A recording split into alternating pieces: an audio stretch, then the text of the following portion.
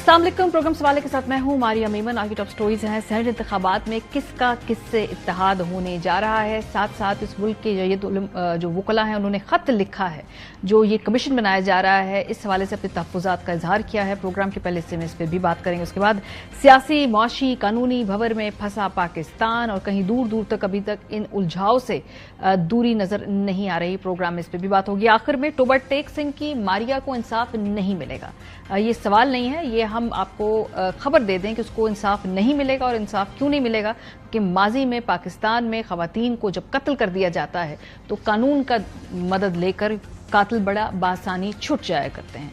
Programme में इस पर भी बात होगी। आगाज करते हैं जो कमीशन बना है इस्लामाबाद हाई कोर्ट के 6 जजेस के खत के जवाब में, उसको सरबराही कर रहे हैं तसद्दुक जिलानी साहब। लेकिन आज बड़ी इंटरेस्टिंग खबर उस वक्त सामने आई जब उनके अपने साहबजादे भी, उनका शुमार उन वकला में हुआ जिन्होंने एक स्टेटमेंट निकाली है। और वो स्टेटमेंट क्या कहती है? वो स्टेटमेंट ये कहती है कि इस्लामाबाद हाई कोर्ट के 6 जजों के खत के मामले पर 300 से ज्यादा वकला ने सुप्रीम कोर्ट से आइन के आर्टिकल 184(3) के तहत इल्जामात का नोटिस लेने का मुतालबा किया है। बयान में सुप्रीम कोर्ट से मुतालबा किया गया है कि वो तमाम दस्तयाब जजों पर मुश्तमिल एक बेंच तश्कील दे जो इस मामले की समाअत करे और कार्रवाई को अवाम के लिए बराह रास्त नशर किया जाए। हुकूमत के जेर क़यादत कोई भी कमीशन इन इल्जामात की तहकीकात को जरूरी आज़ादी और इख्तियारात से महरूम कर देगा। वफाकी हुकूमत के दायरा इख्तियार में की जाने वाली इंक्वायरी इन असूलों की खिलाफ वर्जी करती है जिनका तहफ़्फ़ुज़ ये इंक्वायरी करने की कोशिश कर रही है। इस तरह का कोई भी इंक्वायरी कमीशन और इसकी कार्रवाई मुकम्मल तौर पर साख को मुतासिर कर देगी। इस हवाले से राय तकसीम है। एक बड़ा वाज़े तौर पे पॉइंट ऑफ व्यू ये है कि ये कमीशन, इसकी ना कोई अथॉरिटी होगी, इसके पास ना कोई आकर कोऑपरेट करेगा, इसकी जो रिकमेंडेशंस होगी उसको इम्प्लीमेंट उसे एग्जीक्यूटिव ब्रांच ने करना है जिसने अपनी स्टेटमेंट में इन एलिगेशंस की नफी कर दी है और उनको बेबुनियाद करार दे दिया है। तो इन पूरे कमीशन के नतीजे में ये मामला नहीं सुलझेगा। इस स्टेटमेंट की इंटरेस्टिंग बात यह कि तसद्दुक जिलानी साहब के अपने साहबजादे ने भी अपने ख्यालात का जो इजहार किया, वो भी समझते हैं कि कमीशन तरीक़ेकार नहीं है।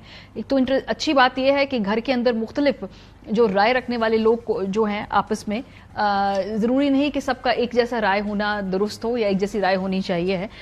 इससे कोई फ़र्क पड़ेगा या नहीं पड़ेगा, ये भी पूरा बहुत बड़ा सवालिया निशान है। लेकिन एक बात ये तय है कि पाकिस्तान में माजी रहा है हमारा जहाँ पे दबाव डाला जाता रहा है, ब्लैकमेलिंग की जाती रही है और अपने मर्जी के फैसले लेने की कोशिश की जाती रही है। और ये बात हम नहीं कह रहे, ये बात बिलावल भुट्टो जरदारी, मरीम नवाज साहिबा और मौलाना फजल रहमान साहब भी कह रहे हैं। बिल्कुल ठीक बात है, बड़ी प्रोफेटिक बात थी मरियम बीबी ने जो की कि आज वो खड़े हैं काजी फजीजा साहब, तो कल कोई और जज भी खड़ा हो सकता है। और 6 जज अब सामने खड़े हैं, बड़े वाज़े तौर पे अपनी स्टेटमेंट बता रहे हैं। शुरू में इस पे बात करेंगे, फिर जाहिर सी बात है सियासी जो आगे सूरत हाल है उस पर भी गुफ्तगू होगी। हमारे साथ अतर काज़मी साहब मौजूद हैं, मुजम्मिल सोहरवर्दी साहब मौजूद हैं। अतर साहब, अब इशू ये है कि ये कमीशन तो बन गया है, अब इसको चैलेंज करना है, कोई फोरम नहीं है बिकॉज सुप्रीम कोर्ट के डायरेक्शन या उनकी मुशावरत से ये बना है। तो अब तो इसी की तहकीकात और इसी के जो भी आगे रिकमेंडेशंस आएंगे उनका इंतजार करना पड़ेगा। नहीं, मुझे लगता है कि ये इतना आसान नहीं होगा ये मामला, इसलिए कि जिस किस्म की आवाजें आ रही हैं। अब तसद्दुक जिलानी साहब के अपने घर से आवाज आ गई और बाकी भी आप देखें मुख्तलिफ जो बार काउंसिल्स हैं उनके अंदर से भी आवाजें आ रही, ऑल्दो कि कुछ ने इसको वेलकम किया है, कुछ वकला कह रहे हैं कि ऐसा नहीं होना चाहिए। और दूसरा, इस वक्त ये हो रहा किस माहौल के अंदर हो रहा है। यहाँ पे अक्सर बार बार कहा जा रहा है कि जी माजी में भी कमीशन बनते रहे, ये हो गया वो हो गया, लेकिन इस वक्त जो आप कहते हैं ना परफेक्ट स्टॉर्म, हम उसके अंदर हैं। इलेक्शंस के ऊपर सवालात उठे हुए हैं, आपके जो सियासी मुखालफीन हैं वो संगीन नौयत के इल्जामात लगा रहे हैं, आपके सूबों के अंदर क्या सिचुएशन है, आलमी सतह पे किस किस्म की आवाजें उठ रही हैं। और यहाँ पे छोटी बात नहीं है कि मुख्तलिफ शहरों से आए हुए 6 जज साहिबान वो एक हाई कोर्ट में बैठ के एक इल्जाम लगा रहे हैं। तो मेरे ख्याल में पहले तो हुकूमत के पास इसको भेज देना, मेरी जाती राय, बाकी तो जो उनका फैसला है अदालत का या हुकूमत का वो उन्होंने करना है। मेरे ख्याल में इससे कोई हल नहीं निकलना, इससे चीजें और कॉम्प्लिकेट होंगी। ये अदालत में ही मामला आएगा और आप देखेंगे कि आने वाले दिनों में अब बहुत सारे लोग कह रहे हैं कि हम पटिशंस लेके जाएंगे।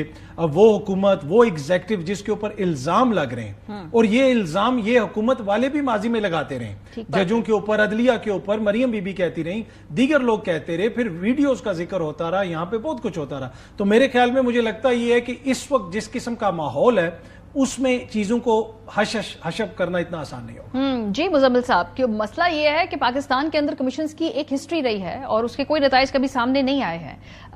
اگر آپ مجھے کریکٹ کرا دیں، کوئی آپ کے نزدیک ایسا کوئی کمیشن ہو کہ جس کے نتائج سامنے بھی آئے، ریکمنڈیشنز پہ عمل بھی ہوا اور اس کے بعد جو وہ اس وقت کی پرابلم تھی وہ سالو بھی ہو گئی، تو کمیشن بنانا تو ایسا لگتا ہے کہ جیسے آپ نے اس وقت اس معاملے کو فی الحال بیک برنر پہ رکھ دیا ہے، یہ پرائیورٹی نہیں ہے یا یہ امپورٹنٹ نہیں ہے اس وقت؟ نہیں، میں ایسا نہیں سمجھتا ہوں. پہلی بات تو یہ ہے کہ اس کمیشن کی رپورٹ سپریم کورٹ میں آئے گی، کیونکہ یہ سپریم کورٹ کے فل کورٹ کے آشرواد سے بنا ہے اور اس کے بعد اس پہ ہیئرنگ ہوگی. دیکھیں، کوئی اگر آج سپریم کورٹ 184(3) کے تحت سو موٹو لے کے اس کی ہیئرنگ شروع بھی کر دیتا ہے تو سپریم کورٹ کے پاس تو تفتیش اور تحقیق کا کوئی اختیار نہیں ہے. کیا کرے گا؟ ایک جی آئی ٹی بنا لے گا بڑی حد. ایک جگہ کہیں اس بات کی تفتیش ہونی ہے کہ یہ الزامات سچ ہیں یا جھوٹ ہیں، یا ہم یہ ایبسولوٹ سٹیٹمنٹ دینے کے لیے تیار ہیں کہ جج صاحب نے جو کہہ دیا ہے وہ سچ ہے، اب اس پر ایکشن ہو جانا چاہیے. دو ہی صورتحال ہیں نا. ایک صورت یہ ہے کہ اس خط کو بالکل منوان سچ مان لیا جائے اور اس پر مزید کسی تحقیق اور تفتیش کی ضرورت نہیں ہے، لہذا ایکشن شروع کر دیا جائے. اور ایک صورتحال یہ ہے کہ ججز نے الزام لگایا ہے، اس کی تحقیق اور تفتیش ہونی چاہیے. تحقیق اور تفتیش کا اختیار کسی عدالت کے پاس نہیں ہے. تحقیق اور تفتیش تو کوئی تفتیشی ایجنسی، کوئی کمیشن، کوئی کچھ ہی کرے گا. اس تحقیق اور تفتیش نے عدالت میں پیش ہونا ہے جس کے اوپر آپ ایک ہیئرنگ کر سکتے ہیں، اور سپریم کورٹ میں اس کی ہیئرنگ اس تحقیق اور تفتیش کے بعد ہوگی میرے خیال میں، کیونکہ جو بھی کمیشن کی رپورٹ ہوگی وہ سپریم کورٹ کے سامنے پیش ہوگی. ہمیں بے صبری نہیں کرنی چاہیے.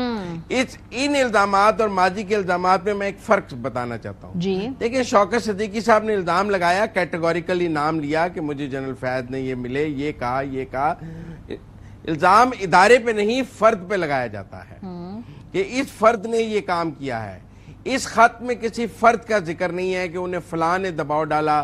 مطلب کوئی ادارہ تو فون نہیں کرتا، وہاں سے کسی نے سپائنگ کی ہوگی، کسی نے دباؤ ڈالا ہوگا، کوئی ملا ہوگا، کسی نے فون کیا ہوگا، کوئی نام تو ہوگا نا. جیسے شوکت صدیقی صاحب نے لیا، آپ نے ماضی میں مریم نواز کا کہا، انہوں نے نام لیے، نواز شریف نے گجرانوالہ میں نام لیے، ایون بانی پی ٹی آئی بھی نام لیتے رہے. تو اس خط میں نیمز مسنگ ہیں کہ کس نے ان پر الزام لگایا، کس نے کیا. ایک ویگ سی سٹیٹمنٹ ہے کہ جی ایک ادارے پہ انہوں نے الزام لگا دیا.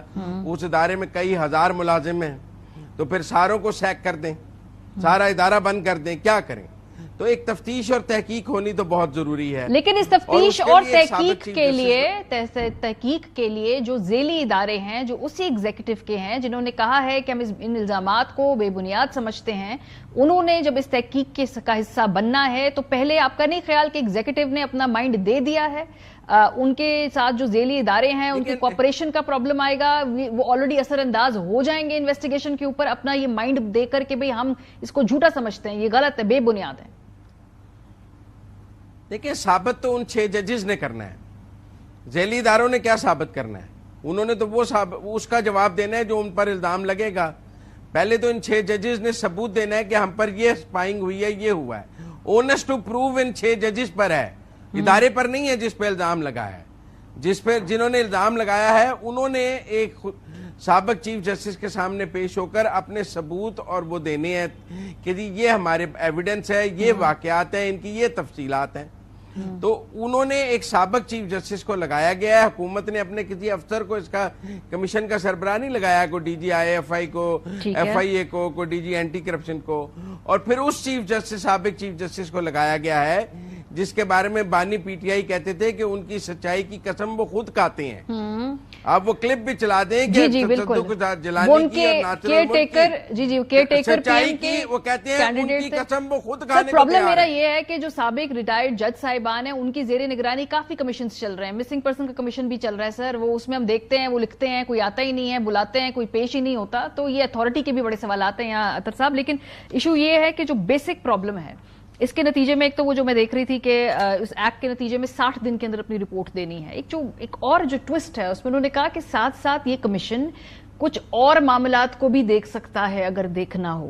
اس لائن کی مجھے سمجھ میں اس لیے نہیں میں آئی. اس کا جواب دینا چاہتا ہوں جی, اس کے بعد آپ کے پاس آئیں کہ آپ سیگوے کر رہے ہیں اور معاملہ, کیونکہ آپ کے سامنے تو پرابلم یہ بالکل سیم ہے نا کہ یہ 6 لوگ ہیں, ان کے تحقیقات کے نتیجے میں ان کے دعوے ٹھیک ہیں غلط ہیں, یہ طے کر لیجئے. یہ اور معاملات کی طرف کیا یہ کوئی رستہ کھولا ہے اور ایشوز کا؟ دیکھیں, پہلی چیز تو یہ ہے کہ یہ جو کمیشن بنایا گیا یہ اس جماعت نے بنایا ہے, یہ اس حکومت نے بنایا ہے جس نے کچھ عرصہ پہلے تک آڈیو لیکس کے اوپر ایک سٹنگ سپریم کورٹ کے سینئر موسٹ جج کی قیادت میں جو بھی موجودہ چیف جسٹس صاحب ہیں آڈیو لیکس کمیشن بنا دیا تھا, اور جس میں صوبائی جو آپ کے ہائی کورٹ سے اس کے جو چیف جسٹس صاحب ہیں وہ بھی شامل تھے. تو اتنا پاورفل کمیشن آپ نے وہاں پہ بنا دیا تھا. یہاں پہ اب یہ ہائی کورٹ جو ہے یہ کوئی معمولی کورٹ نہیں, ہائی کورٹ کے فیصلے سے قوموں کی تقدیریں اور وہ کہتے ہیں نا بدل سکتی ہیں. یہ اس لیول کی یہاں پہ چیزیں آتی ہیں کہ آپ اتنا نیچے سے گزر کے آتے ہیں اور وہاں پہ مقدمہ پہنچتے ہیں اور وہاں پہ 6 جج صاحبان یہ الزام لگا رہے ہیں. دوسری بات یہ کسی سیاسی جماعت کا مسئلہ نہیں ہے. سیاسی جماعت تو دیکھیں ماضی میں پاکستان تحریک انصاف جسٹس بابر ستار صاحب کی جب ان کی نومینیشن ہو رہی تھی تو وہ اس پہ اعتراض کرتے رہے. تو یہ سیاسی جماعت کا مسئلہ نہیں, سیاسی جماعتیں تو سیاست کھیلیں گی. یہاں پہ ایشو کیا جج صاحبان نے یہ کہا ہے کہ آپ تحقیقات کروائیں. انہوں نے خط لکھا ہے سپریم جوڈیشل کونسل کو کہ ہمیں بتایا جائے کہ ہم اس مسئلے میں کریں کیا. کنونشن بلایا جائے, دیگر جج صاحبان کو بلائیں, پوچھیں ان سے کہ دیگر ہائی کورٹس میں کیا ہو رہا ہے. آپ نے اٹھا کے ایگزیکٹو کے بال کورٹ جو ہے ان کے کورٹ میں بال پھینک دیے, سب کچھ ان کے ہاتھ میں دے دیا, اور پھر جس طرح آپ نے ذکر کیا وہ کہہ رہے ہیں کہ ہم ادھر بھی جا سکتے ہیں ہم ادھر بھی جا سکتے ہیں. ایگزیکٹو ہر طرف جائے گا لیکن اصلی مسئلے کی طرف نہیں جائے گا, یہ تو فار شیور ہے. پر مسئلہ یہی ہے جیسا میں نے پہلے بھی عرض کی کہ معاملہ یہ پھر عدالت میں آئے گا. اس کو اتنی جلدی ہش اپ کرنا آسان نہیں ہوگا. 6 جج صاحبان ہیں, انٹیگریٹی والے جج صاحبان ہیں, وہ ہر جماعت کو ان سے کوئی نہ کوئی مسئلہ ہو سکتا ہے, لیکن یہاں پہ یہ اوور آل ایشو ہے کہ نظام عدل کا آپ کے اگر ہائی کورٹ کے 6 جج صاحبان کے ساتھ یہ ہو رہا ہے مبینہ طور پہ, اور اس کے اوپر سپریم کورٹ میں بھی جناب ہیئرنگ نہیں ہو رہی, کچھ نہیں ہو رہا, تو میرے خیال میں ایک بڑا سوالیہ نشان. اور اس پہ بھی ہمارے پاس ایک ریسنٹ مثال بھی ہے. مزمل صاحب آپ کی طرف بھی آتی ہوں, وہ جج زیبا صاحبہ کے حوالے سے عمران خان صاحب نے جو بات کی تھی دیکھ لیں گے, اور ان کو اس پہ معافی مانگنی پڑی تھی, اور ٹھیک بات ہے ان کو معافی مانگنی چاہیے تھی. وہ ایسے کسی خاتون جج کو ایسے دباؤ میں نہیں لا سکتے یا اس کو ایڈریس نہیں کر سکتے, اس کو معافی مانگنی چاہیے تھی جو منگوائی بھی گئی ان سے. سو اس پہ بھی بڑا اسٹرانگلی ریئیکٹ کیا تھا تمام عدلیہ نے اگر ہم دیکھیں. جی مزمل صاحب, یہ جو سائڈ پہ جانے والی کسی اور معاملے کو دیکھنے والی بات ہے, وہ یہ کیا کوئی پچھلے 2018-17 کے معاملات کی طرف دیکھنا چاہتے ہیں؟ نہیں, وہ یہ ہے کہ اگر کوئی جج صاحب کوئی اور واقعہ بیچ میں بیان کرتے ہیں جو ان 6 ججز سے موجودہ سینیریو سے ریلیٹڈ نہیں ہے, تو وہ چونکہ انٹر لنک ہو جائے گا. اگر وہ شہادت پیش کر دیتے ہیں کسی اور معاملے کی کہ جی فلاں یہ ہوا ہے, تو اس کو بھی دیکھا جائے. براڈر اسپیکٹرم میں کمیشن کو بااختیار بنایا گیا ہے. ایسا نہیں ہے کہ کمیشن یہ کہہ دے کہ یہ تو میرے ٹی او آرز میں نہیں ہے. اگر جج صاحب کوئی اور ایویڈنس پیش کرتے ہیں اپنی شہادت کو سیکنڈ کرنے کے لیے کہ یہ ایک اور ایویڈنس بھی ہے, تو اس ایویڈنس کو بھی یہ کمیشن دیکھنے کی اجازت رکھتا ہوگا. ایسا نہیں ہے. دوسری بات یہ ہے کہ سپریم کورٹ کا فل کورٹ اس کو ہو سکتا ہے اس کمیشن کی رپورٹ کو چنے, کیونکہ ابھی بھی ہم نے 2 دن فل کورٹ دیکھا ہے کہ فل کورٹ 2 دن ان خط پر بیٹھا رہا ہے. شوکت صدیقی صاحب کے کیس میں کیا ہوا, انہوں نے یہ کہا کہ میرے الزامات کی تحقیق اور تفتیش نہیں ہوئی, اور اس کے بغیر سپریم جوڈیشل کونسل نے کارروائی کر دی. وہاں جس نقطے پر وہ بحال ہوئے ہیں وہ یہ ہے کہ تحقیق اور تفتیش ان کے الزامات کی نہیں کی گئی. تو آج تحقیق اور تفتیش جب کی جا رہی ہے اور اس کے لیے ایک سابق چیف جسٹس جس کو پی ٹی آئی نہایت ایماندار اور اس کے سچائی کی قسمیں کھاتی ہے اس کو سربراہ بنایا گیا ہے, تو میرے خیال میں اس کو قبول کیا جانا چاہیے اور انتظار کرنا چاہیے کہ ان کی رپورٹ آ لے. اس کے اوپر سپریم کورٹ میں یہ ججز اپنا موقف پھر رکھنے کی اجازت رکھتے ہوں گے, کیونکہ یہ دیکھیں انہوں نے کسی پہ الزام نہیں لگایا ہے. آپ کہتے ہیں جی جوڈیشل کنونشن بلا لیں, میں کہتا ہوں جی پورے پاکستان کے ہائی کورٹس اور سپریم کورٹ کے ججز کا کنونشن بلا لیں, وہاں ججز تقاریر کریں گے آ کر, اس کے نتیجے میں ایک قرارداد پاس ہو جائے گی. اس کی قانونی اور آئینی حیثیت کیا ہوگی؟ وہ ایک سیاسی جلسہ تو ہو سکتا ہے, اس پہ قرارداد کی بات نہیں ہے, ٹریڈ یونین کا جلسہ تو ہو سکتا ہے.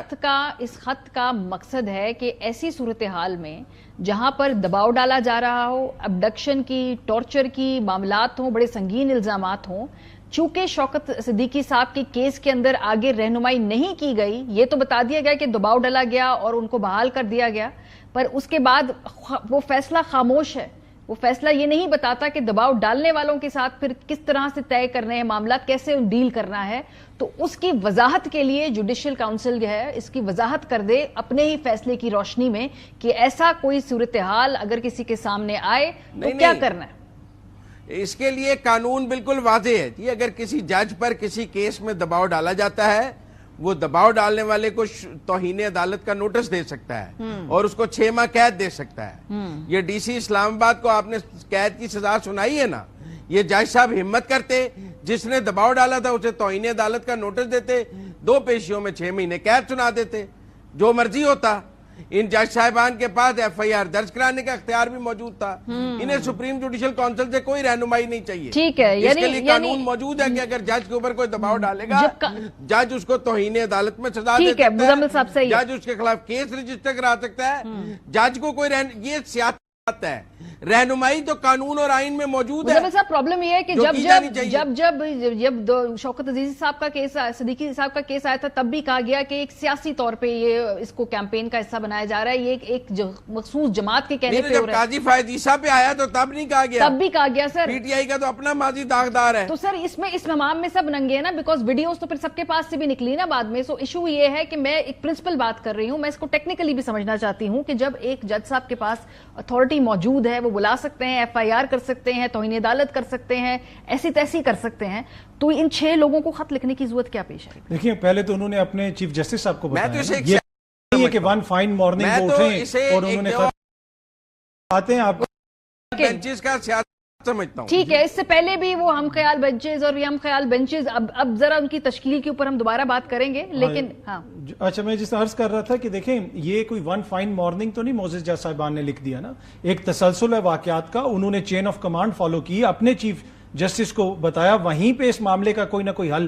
نکلنا چاہیے تھا. دیکھیں سم ٹائم چیزیں بلیک اینڈ وائٹ میں نہیں ہوتی ہیں. آپ کس طرح ثابت کر سکتے ہیں کہ جناب وہ اگر کسی نے اٹھا دیا یہ واقعہ پیش آیا, بہت سارے اس میں معاملات ہوتے ہیں. اور دوسرا یہ ہے کہ ابھی انہوں نے کہا کہ جناب ڈی سی کو سزا دے دی تو یہ ہو گیا وہ ہو گیا. یہاں پہ انتظامیہ کر رہی کیا ہے؟ کچھ دن پہلے جسٹس مندوخیل صاحب کی سربراہی میں 3 رکنی سپریم کورٹ کے بینچ نے ضمانتیں دیں اور ان بندوں کو ڈی سی نے پنڈی نے دوبارہ پکڑ لیا ایم پی او کے تحت.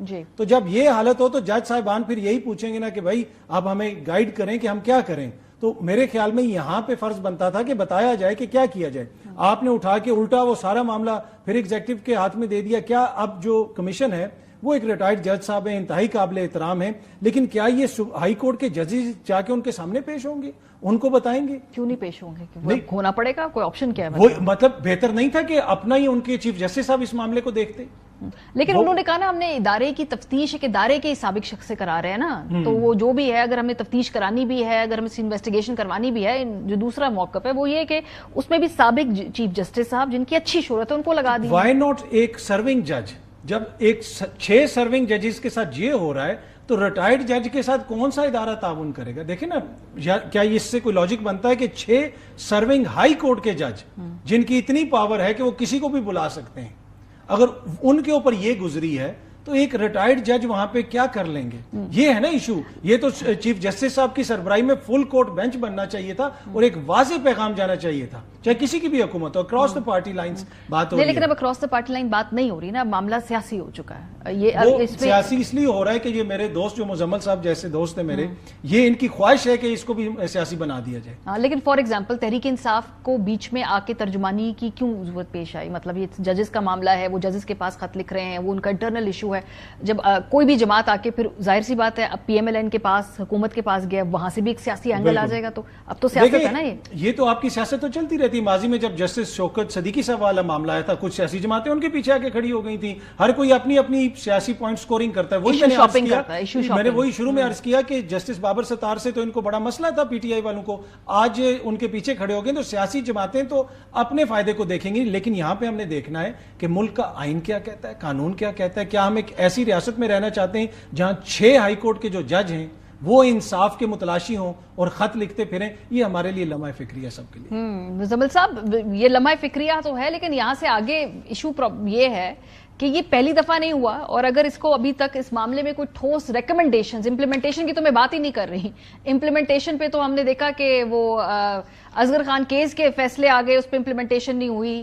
फैजल आबाद धरने केस आग का फैसले आ गए, उन पे इम्प्लीमेंटेशन नहीं हुई। अभी तो हम रिकमेंडेशन फेज पर ही ये बात कर रहे हैं, इम्प्लीमेंटेशन तो फिर बात की बात है ना, वो तो कोई कराएगा, कैसे कराएगा? हुकूमत इतनी कमजोर जो खुद विकेट पे खड़ी है वो कैसे कराएगी? ये तो बात के सवाल होंगे। देखें, ये खत जजेस की अपनी कमजोरी जाहिर करता है। आइन और कानून ने उन्हें इतने वसी इख्तियारात दिए हैं कि उन पर कोई दबाव डाले तो वो उसको कैफरे किरदार तक पहुंचा सकते हैं। उन्हें खत लिखने की जरूरत नहीं है। खत एक है, इन जजेस के पास खुद अख्तियार मौजूद है कि इन पर कोई दबाव डाले तो ये उसको सजा दे सकती हैं। इनको किसी को खत लिखकर रहनुमाई लेने की जरूरत नहीं है। ये खत एक है और ये हम ख्याल बेंचेस का एक तसलसल है। मैं इसको कोई कानूनी और आईनी रास्ता नहीं समझता। उन्हें सुप्रीम कोर्ट से, सुप्रीम जुडिशल काउंसिल DGISI को सजा दे सकती है। वो तो सिर्फ जज के खिलाफ कार्रवाई कर सकती है, वो तो किसी आम शहरी के खिलाफ भी कार्रवाई नहीं कर सकती सुप्रीम जुडिशल काउंसिल। उसका अख्तियार ही महदूद है कि वो सिर्फ जजेस का मिसकॉन्डक्ट देख सकती है। ये उससे क्या रहनुमाई मांग रहे हैं जी? जिस इदारे का जो स्कोप है वो सिर्फ जजेस का मिसकॉन्डक्ट देखना है, जजेस की करप्शन देखना है, ये उसको खत लिखकर क्या इंसाफ मांग रहे हैं? आपको प्रोसीजर पे भी इतराज है, आपको कंटेंट पे भी इतराज है? इख्तियार नहीं है, क्योंकि कुछ लोगों को कंटेंट पे इतराज नहीं, उनको प्रोसीजर पे इतराज है। जजेस को कि सुप्रीम नहीं, इन 6 जजेस को ये नहीं पता कि सुप्रीम जुडिशल काउंसिल के पास कोई रेमेडी अवेलेबल नहीं है जो खत ये लिख रहे हैं। वो इजलास बुलाकर भी किसी को नहीं बुला सकते। उनके पास आइन और कानून के पास ये इख्तियार ही नहीं है जो ये सुप्रीम जुडिशल काउंसिल से मांग रहे हैं। फोरम भी गलत है और जो खत में लिखा हुआ है उनके मंदरजात पे भी एतराज है, तो दोनों प्रॉब्लमेटिक हैं। और जो जज साहब के साथ देखिए, हुआ है, दो वो रास्ते बिल्कुल ठीक थे। है। ये भी कह दें साहब। एक मिनट, मुझे एक बात मुकम्मल कर लेने दें। या तो ये 6 जजेस एक पिटिशन सुप्रीम कोर्ट में कर देते खत लिखने की बजाय, ये जाके सुप्रीम कोर्ट में एक पिटिशन कर देते कि हम 6 जजेस प्लेंटिफ हैं और ये हमारी पिटिशन है, तो वो पिटिशन तो समाअत के लिए मुकर्रर हो सकती थी। इन्होंने पिटिशन नहीं की, इन्होंने खत लिखा जो एक पॉलिटिकल ठीक है का जुडिशल कन्वेंशन बना दें जिसमें कोई रेमेडी अवेलेबल नहीं, जो सियासत है कि आप कन्वेंशन बुला दें, उससे भी कोई मसले का हल नहीं निकल सकता। ठीक है, चलो जी, वो भी एक सियासत है, करारदाद सियासत है। अब इसकी जो रिकमेंडेशंस आएंगी, उस रिकमेंडेशंस के ऊपर भी सियासत होगी। अभी नहीं, इसकी रिकमेंडेशंस नहीं आएंगी। फिर क्या आएगा? आप मारिया गलत कह रही हैं। इसमें या इल्जामात सच साबित होंगे या ये करार पाएगा कि जज झूठ बोल रहे हैं। क्या होगा? सच बोल रहे हैं तो जिन पर इल्जाम है वो कर जाएंगे, झूठ बोल रहे हैं तो अच्छा, दूसरा कोई रास्ता नहीं है। हुकूमत ने तो अपना माइंड दे जज दिया कर ना। जाएंगे या जिन पर इल्जाम है वो कर जाएंगे। ओ ठीक है जी, चले सही, बहुत शुक्रिया अतर काजमी साहब, मुजम्मिल सोरवंडी साहब हमारे साथ मौजूद। अब ब्रेक पे जाएंगे। जब वापस आएंगे तो टोबा टेक सिंह की जो लड़की है मारिया, जिसको उसके भाइयों ने और उसके वालिद ने बड़ी बेदर्दी से कत्ल कर दिया, अनफॉर्चुनेटली उसको इंसाफ नहीं मिलेगा। यहाँ पे इंसाफ की उम्मीद लगाना एक गलती होगी। क्यों? ब्रेक के बाद आपको बताएंगे, हमारे साथ रहिए।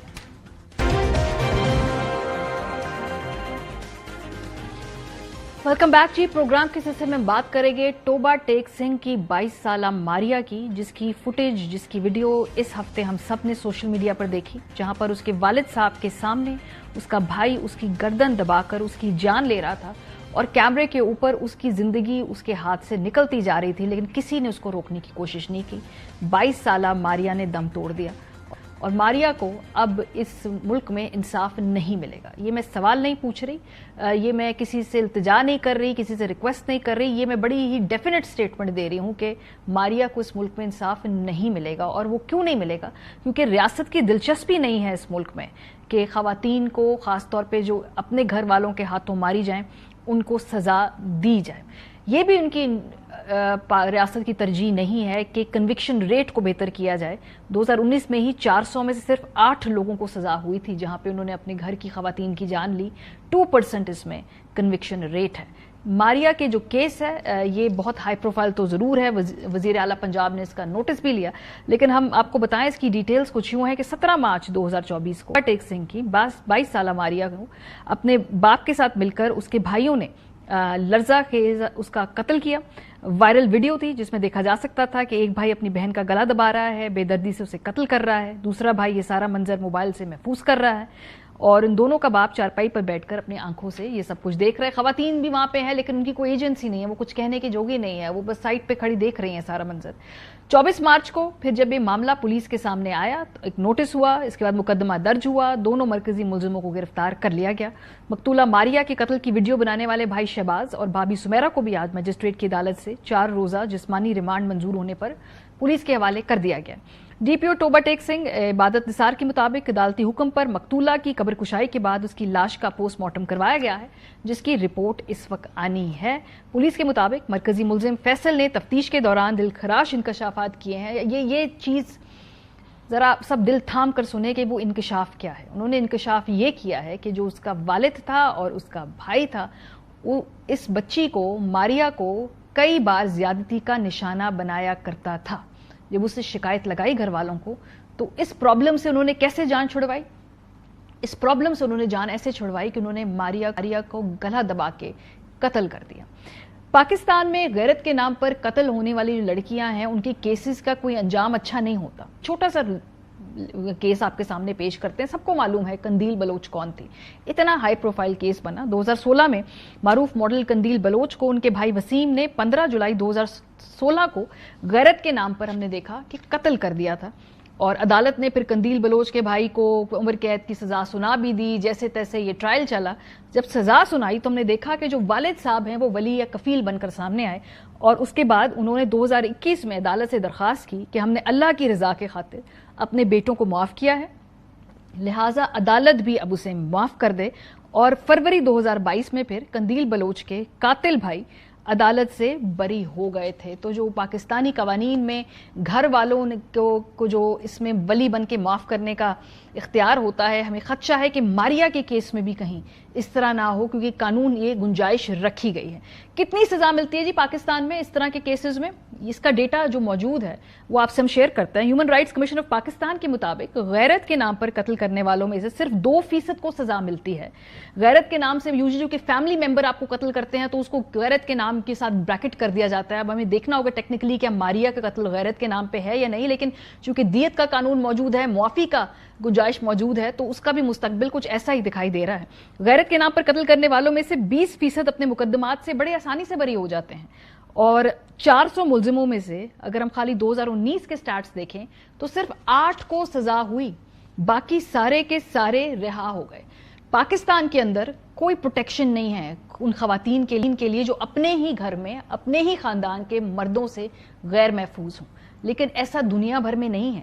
یہی پاکستانی کمیونٹی جب ملک سے باہر جاتی ہے, یورپ جاتی ہے, کسی اور ملک میں جاتی ہے, وہاں جا کر جب اپنی لڑکیوں کے اوپر جبر کرتے ہیں, انہیں قتل کرتے ہیں, ان پہ ظلم کرتے ہیں, تو وہاں کی ریاست خاموش نہیں رہتی. وہ انشور کرتی ہے کہ ان کے سٹیزنز کے جو حقوق ہیں ان کو انصاف ملے. چھوٹے سے کچھ کیسز آپ کے سامنے پیش کرنا چاہتے ہیں. اٹلی میں غیرت کے نام پر بیٹی کا قتل ہوا, اور پھر وہاں جو پاکستانی والدین تھے ان کو عمر قید کی گئی, اور کچھ لوگ بھاگ کر پاکستان آتے ہیں, وہاں سے پاکستانی اتھارٹیز سے اٹالین اور یورپین اتھارٹیز رابطہ کرتی ہیں, اپنے ملزمان کو لے کر جاتے ہیں واپس, اور وہاں جا کر وہ سزا بھی دیتے ہیں. اسپین میں ہم نے دیکھا غیرت کے نام پر قتل کی گئی پاکستانی بہنوں کے باپ کو پکڑا اور اس کے والد کی گرفتاری عمل میں آئی ہے. یہ وہی لوگ ہیں جو پاکستان میں ان قوانین سے بڑی آسانی سے چھوٹ جاتے ہیں, لیکن جب کسی اور ملک میں جا کر یہی گھٹی حرکتیں کرتے ہیں تو وہاں سے ریاست ان کو پکڑتی ہے, ان کو قید بھی کرتی ہے اور ان کو سزائیں بھی سنواتی ہیں. قانون بھی ہم بناتے رہتے ہیں, پرابلم تو امپلیمنٹیشن کا ہے. قانون ہے اس ملک کے اندر. اگر ہم دیکھیں تو پاکستان میں غیرت کے نام پر قتل کی سزا کو یقینی بنانے کے لیے اکتوبر 2016 میں کرمنل لا ایکٹ بنا تھا, اور اس کو فساد فی الارض یعنی انتہائی نوعیت کے جرائم میں غیرت پر قتل کے جرم کو شامل کیا گیا تھا. اور یہ بھی کہا گیا تھا کہ غیرت کے نام پر قتل کی سزا عمر قید اور سزائے موت, اور اگر غیرت کے نام پر قتل کرنے والے کو مقتول کا ولی یا خاندان کا کوئی فرد معاف کر دے پھر بھی عدالت قاتل کو عمر قید کی سزا دے گی. تو قوانین بنائے جاتے رہتے ہیں, امپلیمنٹیشن نہیں ہوتی. ہمارے ساتھ فرزانہ باری صاحبہ موجود ہیں, سماجی کارکن ہیں, اس کو بڑے کلوزلی دیکھتی ہیں. فرزانہ صاحبہ, میں تو اتنی ہوپ فل نہیں ہوں کہ توبہ ٹیک سنگھ کی 22 سالہ ماریہ کو ہمارے نظام عدل سے کوئی انصاف ملے گا. کیا آپ کا اس پہ کیا خیال ہے؟ دیکھیں ماریہ, بات تو یہی ہے کہ یہ ایسا واقعہ ہے کہ مجھے لگتا ہے کہ पूरी कौम जिसने भी शायद ये वीडियो देख ली है, शायद ही अगर उसमें कोई इंसानियत है तो मुझे लगता है कि वो कोई भी सुकून से रातों को सो नहीं सकता है। इसमें जो अभी आप बात कर रही थी, देखिए मसला ये है, दो चीज़ें हैं। एक तो ये कि इस तरह के जराइम होते क्यों हैं और क्यों बढ़ रहे हैं, उसके ऊपर भी बात करने की ज़रूरत है। और इन जराइम के ऊपर जब जराइम होते हैं तो उनकी सज़ाएँ क्यों नहीं होती हैं।